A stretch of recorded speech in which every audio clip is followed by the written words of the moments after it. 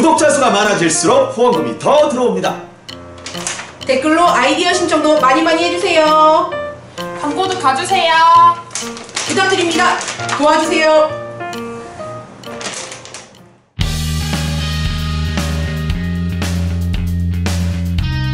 네, 소장님 안녕하세요. 예, 안녕하세요. 네, 조금 전에 양동환 교수님 모시고 예. 그 1988년 당시에 양동환 교수님이 우익은 죽었는가라는 글을 쓰고 어떠한 핍박을 받으셨는지에 대해서 이야기를 나눴습니다. 예. 그런데 이제 그 장난 아니었더라고요. 그런데 그 핍박했던 사람들의 중심에 이동호 소장님께서 계셨다고 예, 예. 제가 들었습니다. 어떻게 된 일인가요?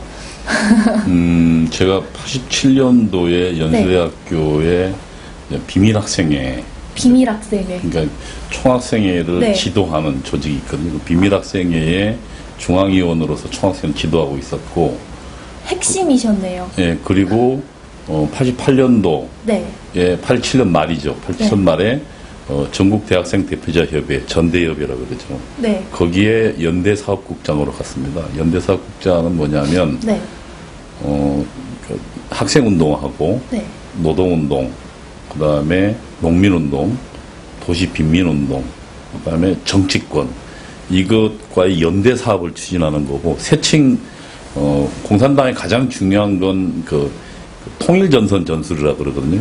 통일전선이 뭐냐면, 네. 공산당 자체의 힘으로 좀 약하기 때문에, 네. 다양한 연대를 구축합니다. 그래서 그걸 통해서, 아군의 수를 눌리고 아군의 세력을 넓히고 예를 들면 적군 혹은 권력의 중심부를 소수로 고립화시키는 전략을 통일전선 전술이라고 그러는데 그것의 핵심되는 부서니까 네. 당시 전대협 내에서는 굉장히 중요한 자리였죠. 아. 그래서 이제 거기를 제가 88년도에 맡고 있었고 네. 그래서 당시 이제 학생운동의 지도부였어요. 언더에. 또 한편으로는 제가 세칭 이제 조통그룹이라고 해서 나중에 혹시 알지 모르지만 그 임수경 씨가 알아요. 평양에 갔죠. 네. 저희 그룹에서 임수경을 선발해서 임수경이 이제 용인 외대에 있는 네. 친구를 발굴해서 평양으로 보낸 그 그룹이 저희가 이제 조통그룹이고 조통그룹 내에 이제 조통그룹의 핵심 제가 중앙위원인데 네. 조통그룹의 이 전대협 정책위원장이 있었고 제가 연대사국장이 있었으니까 그 학생운동이 사실상 그 지도하던 그룹이라고 볼 수 있어요. 언더에서요. 그리고 이제 그 시점쯤에서 양동환 교수의 우익은 죽었는가의 글이 네. 써졌잖아요. 아까 제가 이야기했지만은 네.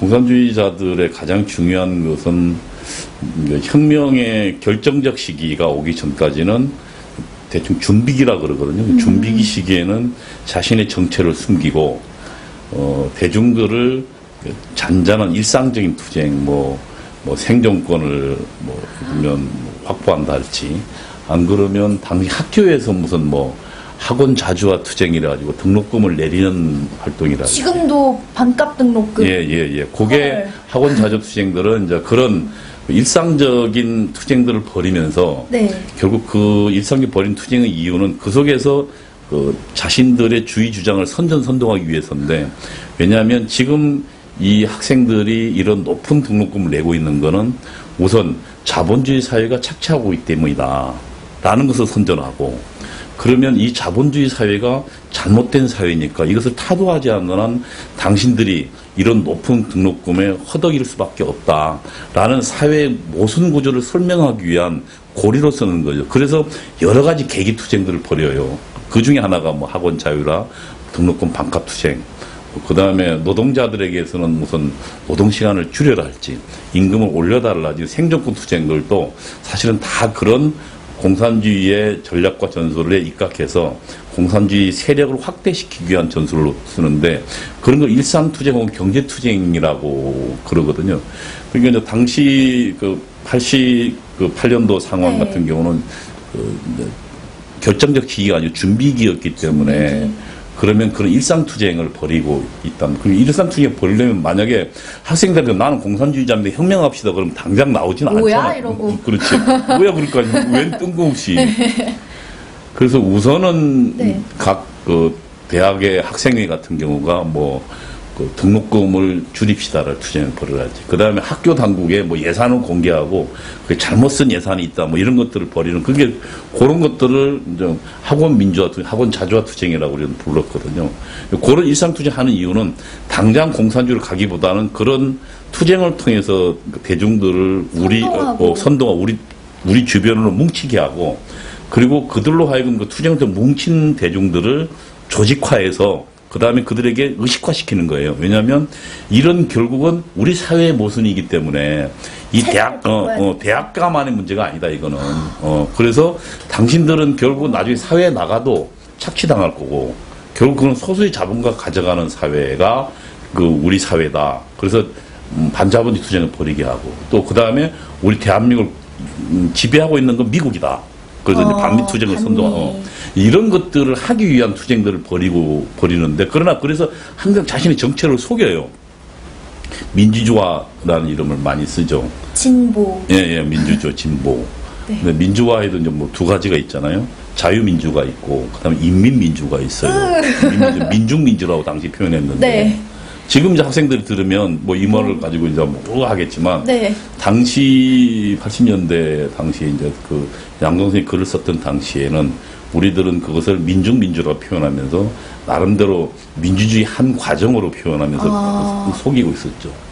근데 이제 우리가 그렇게 해서 어떤 일상적인 투쟁을 통해서 확보를 해나가고 그 다음에 지변을 넓혀가고 있는데 저들의 활동은 공산주의다 본질이 라고 정식으로 폭로했단 말이에요. 양동완 선생이. 그럼 우리 입장에 보면은 대중들의 우리 정체를 숨기면서 계속 조직을 확산시키고 세력을 확산시켜 나오고 있는데 저들의 본체는 공산주의다. 저들이 결국 추구한 건 사회주의 혁명이다라고 추구하니까 우리가 민낯이 드러났잖아요. 그러면 민낯을 드러낸 그 사람은 그대로 둘 수 없죠. 그래서 양동완 선생에 대한 끊임없는 그 이지매가 들어가고 어떻게 하셨나요? 뭐 아까 이야기했지만 그 우선 그 양동완 선생이 다니는 그 정신문화연구원의 전화번호를 공개해서 거기에 항의전화 걸기. 항의전화 생각해 보세요. 대학생들이 만약에 1000명이 항의전화를 건다고 해보세요. 몇 시간 동안. 그럼 그 직원들이 스트레스 받고 네. 그리고 전화가 불통이 됩니다. 그리고 스트레스 받게 돼요.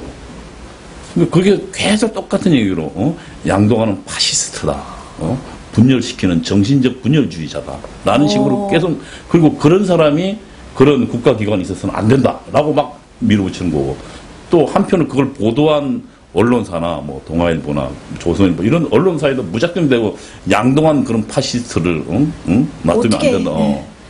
퇴출시켜야 한다. 그런 항의전화를 걸기에 하고 항의전을 건다는 이유는 그러면 보세요.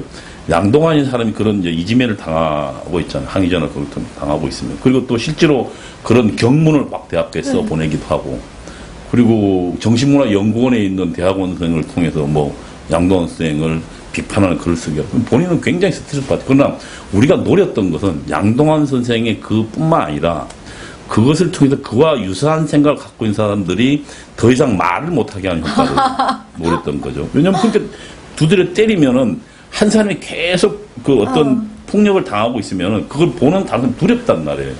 그걸 못하도록 만드는 거죠. 사실상 우리 그 당시 그 대회는 성공했죠. 양동완 선생은 계속된 뭐 무차별 폭격을 당했고 그리고 당시 지식계에 있는 사람들은 아무도 양동완 선생을 옹호하지 않았죠.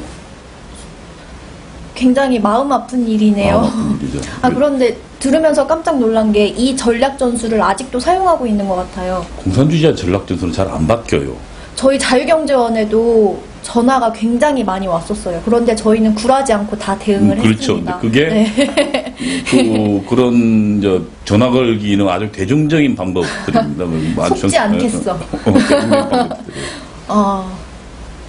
아니 그런데 제가 또 말씀 들으면서 조금 걱정되는 게 이렇게 그게 잘못된 걸 알고 생각을 바꾸신 거잖아요. 예. 그래서 이제 그들의 실체를 폭로하시는 건데 네. 소장님 또한 신변의 위협이 있지는 않으신지. 그거 가지고 뭐 네. 물론 뭐 어쩔 수 네. 어떤 상황이 예측은 할 수는 있지만 네. 우선 중요한 거는 저는 네. 그렇게 생각합니다. 전향한 사람들의 과거의 잘못을 저지른 사람 가장 큰 책무는 네. 자신들이 어떤 잘못을 저질렀는가를 우리 국민들에게 알려야 해요, 실상을. 그래서 그것이 지금 오늘날 어떤 지금 그 폐해를 초래했는가를 알리는 게 임무라고 생각하고, 그리고 어쨌든 대한민국을 건설하는데 벽돌 하나 싼 적이 없고 대한민국을 헐뜯으려고 했던, 저주했던 사람으로서 그거는 의무라고 생각했어요. 그걸 상황을 알리는 것은.